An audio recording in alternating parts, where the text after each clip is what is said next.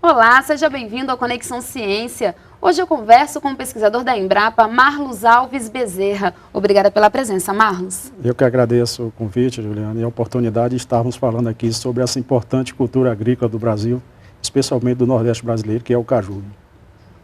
No programa de hoje, então, vamos conversar sobre a produção de caju no Brasil. Não saia daí, o Conexão Ciência já está no ar.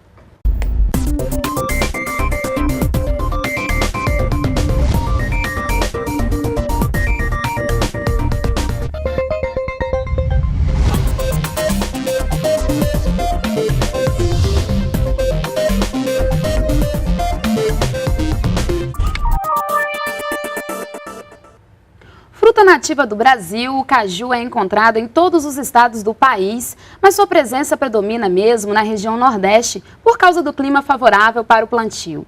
Por isso, também a região concentra 99% da produção da fruta. O agronegócio do caju gera milhares de empregos diretos e indiretos em todas as atividades da cadeia produtiva, e a pesquisa tem sido fundamental no desenvolvimento de cultivares de maior qualidade. Marlos, primeiro então vamos entender, a estrutura do caju. Ele é dividido em duas partes, é isso? Isso, o conjunto do fruto a gente pode dizer que tem duas partes. Você tem o fruto propriamente dito, que é a castanha, e dentro da castanha está aquela amêndoa, que é o produto mais consumido, e você tem a segunda parte, que é o pseudofruto, ou o pedúnculo do caju. E se a gente for pegar em termo proporcional, 90% desse conjunto é pseudofruto, e só 10% é a castanha. E como é que, nesse conjunto todo, a fruta pode ser aproveitada? Essa é uma das grandes vantagens do cajueiro, que as duas partes podem e são aproveitadas e têm excelente sabor. Você tem a amêndoa, que é bastante conhecida, essa que é consumida mundialmente, e também o pedúnculo, que infelizmente até hoje é pouco aproveitado. Você tem aí cerca de 80% do pedúnculo produzido é desperdiçado.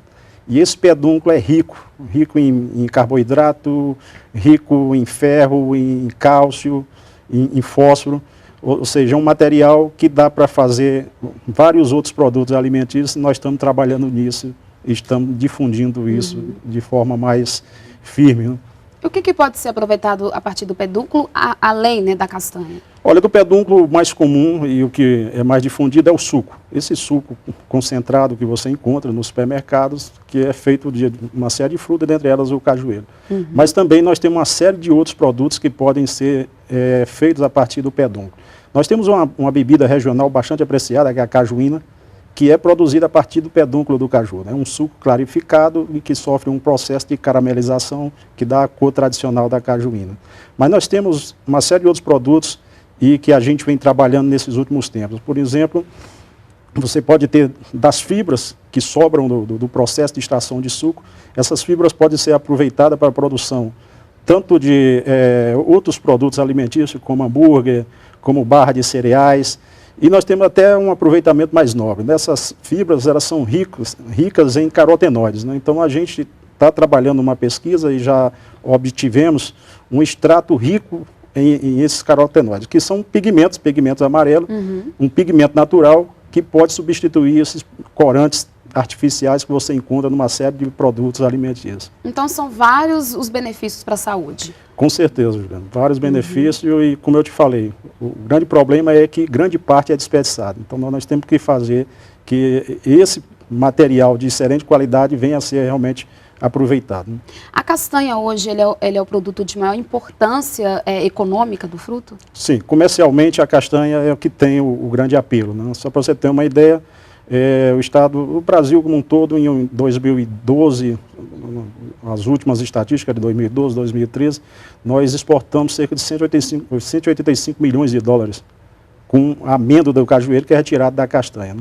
O estado do Ceará responde por 80% dessa exportação. É um produto, na pauta de exportação do Ceará, é o terceiro produto, com cerca de 11 a 12% das receitas de exportação do estado é da amêndoa de cajueiro, só para você ter uma ideia da importância. E por que, por ser um produto brasileiro, a castanha é um produto caro? Essa é uma boa pergunta.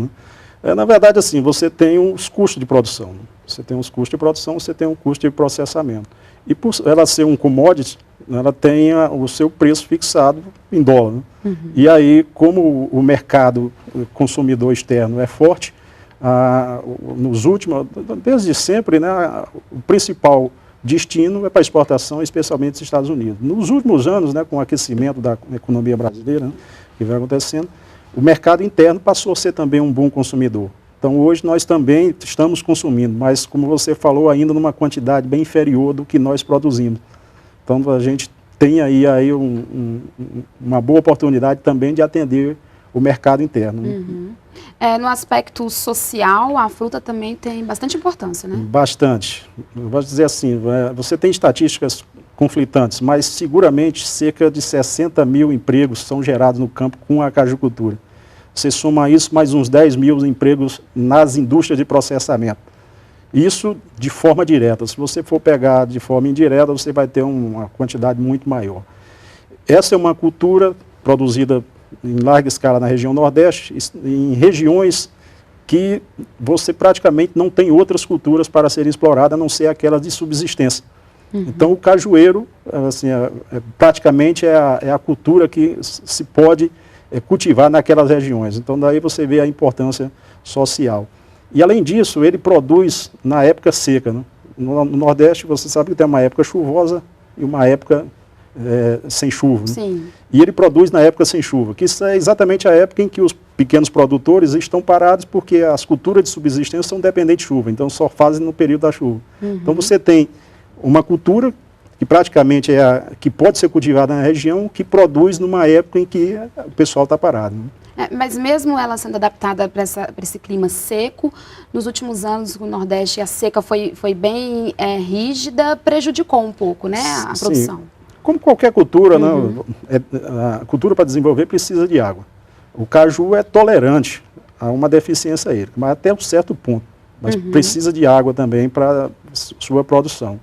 E nos últimos tempos, nos últimos 5 anos, nós temos tido um período de estiagem no Nordeste brasileiro. Aliás, não só no Nordeste, aqui no Sudeste também uhum. tem ocorrido, mas no Nordeste brasileiro isso já vem ocorrendo nos 4, 5 últimos anos. Né? E isso tem afetado bastante. A produção caiu bastante. E mais do que cair a produção, nós temos observado, nós temos noticiado, a gente anda muito, a gente tem visto uma quantidade enorme de cajueiros morrendo. Realmente, especialmente aquelas plantas que têm uma idade já mais avançada, tem um solo pobre, veio mais uma forma de estresse, que é o estresse hídrico, e essas plantas não estão sobrevivendo, muitos estão morrendo. E como é que a pesquisa, né, tem contribuído para resolver esse problema? Olha, de uma série de formas, né? Uma série de maneiras. Eu diria que a principal é o material genético de melhor qualidade. Né? E aí, quando a gente fala de material genético de melhor qualidade, nós estamos falando de clones de cajueiros com característica desejável. E dentre esses clones que nós lançamos nos últimos tempos, nós temos o do cajueiro anão. Essa planta é uma planta que permite ser manejada de melhor forma.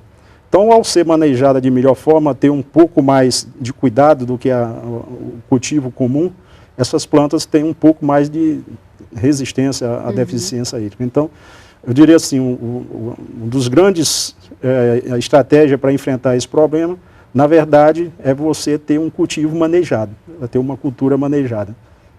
Quando você fala clone, seria cultivar, o que significa? O clone é um cultivar, mas se a gente for pegar, o que é o clone? É uma planta que foi propagada assexuadamente de uma outra planta. Então, quando a gente está falando de clone, se eu falo o clone BRS 226, que é um dos materiais que a Embrapa lançou, eu estou dizendo que todas as plantas de BRS 226 vieram de uma planta matriz de BRS 226. E essa planta foi trabalhada pelo melhoramento genético para ter características desejáveis. Né? Então, todas as plantas que saem dela têm as mesmas características dela. E esse é o grande diferencial. Né? Então, você ter o clone é você ter certeza que aquela característica que você deseja, você vai levar para o seu cultivo, você vai levar para o seu campo. Né? E hoje quantos clones nós temos, né, de caju? A Embrapa lançou, ao longo dos tempos, nós temos 12 clones de cajueiro lançados. Né? Desses 12, 10 são de cajueiro anão. Então, isso é um material que vem lançado já há bastante tempo, alguns nos últimos anos. Então, são 12 que têm assim, características, alguns para determinadas regiões, outras para outras regiões. Uhum. E apresenta maior qualidade, é isso? Qual é o diferencial? Com certeza. Assim, o primeiro de tudo, o próprio nome diz, né? Cajueiro anão, o porte é bem menor. Uhum. Por ser um porte bem menor, ele permite o manejo da planta. Permite que você faça a colheita também frutos. Não só a castanha, porque o que ocorre tradicionalmente em grande parte dos cajueiros comuns. Você espera o fruto cair e colhe a castanha no chão, daí o desperdício do pedúnculo. Com cajueiro ou não, você permite que a colheita seja feita na própria planta. Então você tem esse grande diferencial. Além disso, esses materiais foram desenvolvidos para ter uma produtividade maior. O melhoramento genético levou a isso a ter uma característica de uma maior produtividade e com uma maior uniformidade. Tem também a questão de tolerância aos estresses, a tolerância a algumas pragas, a doença, a tolerância a estresse hídrico, por exemplo, nós estamos falando, estresse de temperatura. Então esse é o grande diferencial desses materiais. São materiais produtivos, né, com a característica de você poder fazer o aproveitamento integral da planta. Falando em pragas e doenças, né, hoje quais são as principais ameaças, né, para o cultivo? Assim, nós temos uma série de pragas e doenças aí que ameaçam a cajucultura, mas seguramente hoje o grande problema fitossanitário para a cultura é o oídio. O oídio é um fungo que vem causando sérios danos à cultura, né?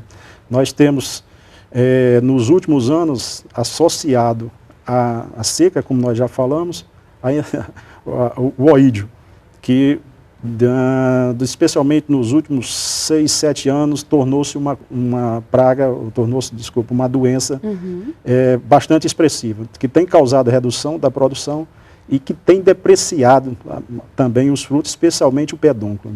Então, aquele pedúnculo que você encontra no caju, bonito, que você vai comprar, quando ele é atacado pelo oídio, ele se torna um fruto feio. Então ele perde a característica de ser vendido como caju de mesa. Ok, Marlos, então no segundo bloco a gente continua falando sobre as tecnologias e a pesquisa com o caju. Vamos para um rápido intervalo e voltamos já.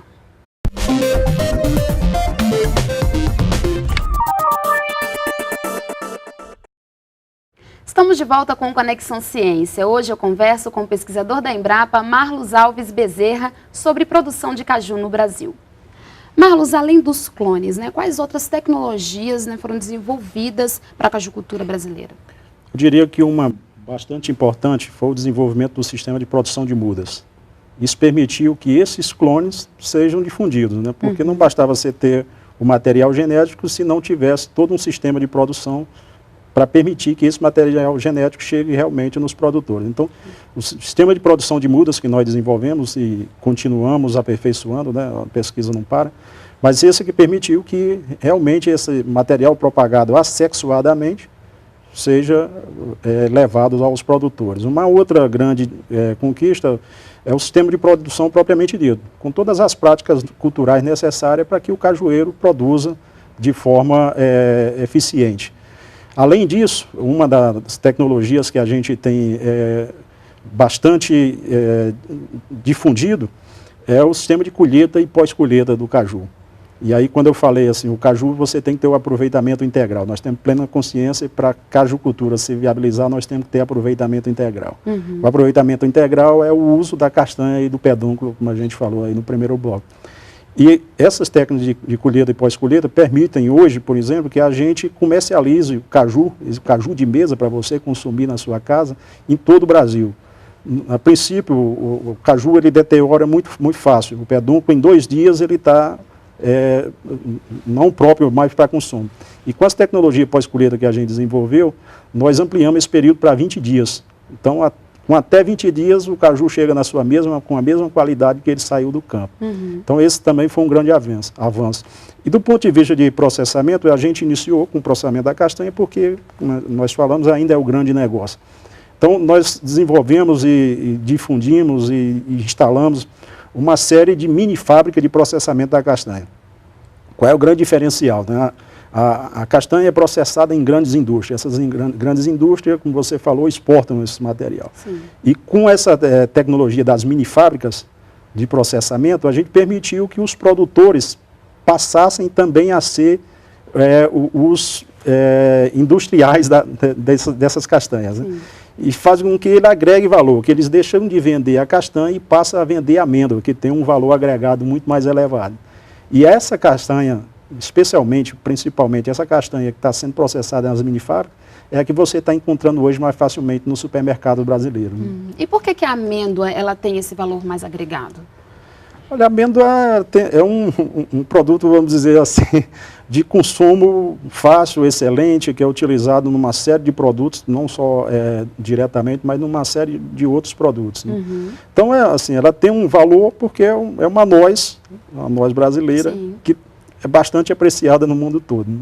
Você falou na questão do manejo, né? Que tipo de práticas é importante o agricultor ter atenção na hora de manejar a cultura? A primeira coisa, ele tem que, ao fazer a implantação do pomar dele, ter certeza que está colocando material genético de qualidade. E aí nós estamos falando de clones e clones selecionados que têm as características desejadas. Porque não adianta nada ele colocar um material que ele não tenha uma procedência, que tenha uma procedência duvidosa, e depois ir fazer os tratos culturais, porque essa planta não vai responder. Então, primeiro de tudo, o cuidado na implantação do pomar é adquirir realmente mudas certificadas, de viveiristas certificados. Uhum. Segundo, ele tem que tratar esse cajueiro. Né? Ele tem que utilizar práticas culturais o mínimo possível. Ele tem que adubar esse cajueiro, ele tem que conduzir essa planta fazendo as podas necessárias. Né? Ele tem que combater pragas e doenças. Tá? Então, todos os cuidados de prática de manejo tem que ocorrer ao longo do desenvolvimento da planta. E na colheita, como a gente falou, assim, tem que ter o cuidado na hora de colher. E no cuidado na pós-colheita para permitir que essa material, essa fruta de qualidade que está produzindo chegue no consumidor com a mesma qualidade. Então, esse conjunto de coisas que tem que ser feito. Né? Essa questão de combater pragas e doenças, hoje nós temos os produtos químicos ou só com o manejo isso é possível diminuir? Nós temos o que a gente chama de manejo integrado de pragas, né? E dentro desse manejo integrado nós temos a produção integrada de frutas, que é muito mais do que só manejo integrado, mas que está dentro da produção integrada o manejo integrado. O que isso quer dizer? E nós temos a produção integrada do caju. O que isso quer dizer? Né? É reduzir ao máximo a aplicação de químicos na cultura. Então você faz um monitoramento da cultura, e isso tem pesquisas indicando isso, de maneira que você só vai aplicar determinado produto quando você tiver certeza que essa praga está causando dano. Porque na maioria das vezes, o que acontece é quando o produtor, e aí não é só para cajueiro, quando o produtor vê determinada doença ou praga, ele começa a aplicar. E muitas vezes, ao só ver, ela não está causando ainda um dano necessário para você aplicar. Então você tem esse cuidado do monitoramento e tem alguns produtos também de origem natural que podem ser utilizados e a gente recomenda também. Né? Uhum. E quais são os resultados, né, que o programa de melhoramento genético do cajueiro procura obter a longo e a médio prazo?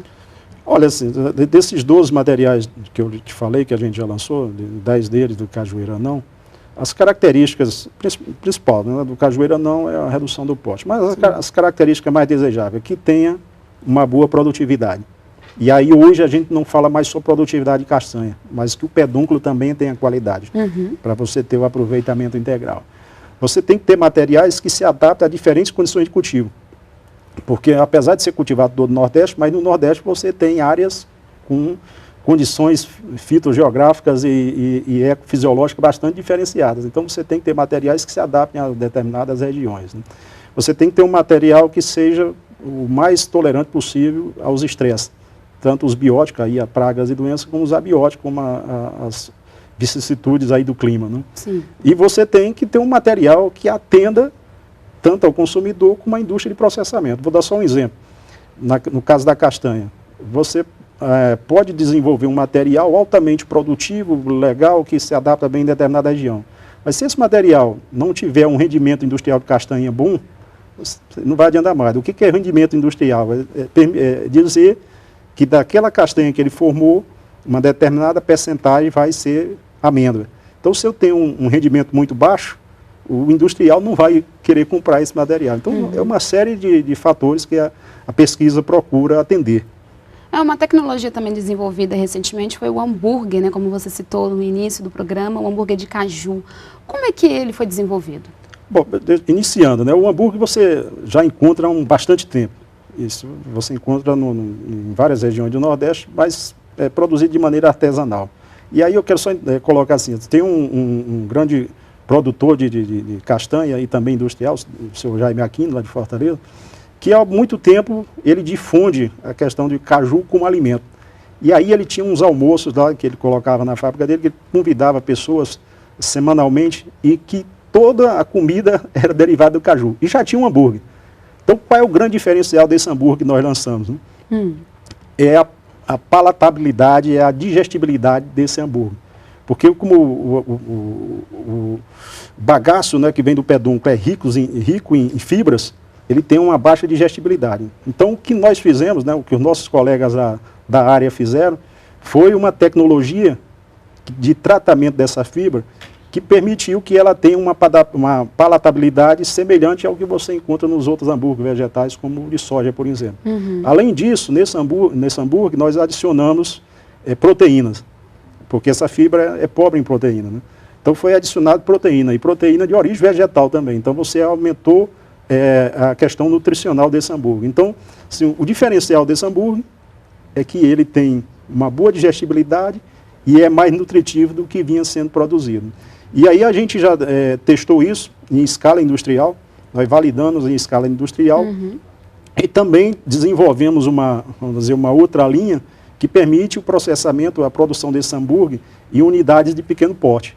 Então você pode produzir tanto industrialmente, em larga escala, como em pequenas indústrias. E já está disponível no mercado?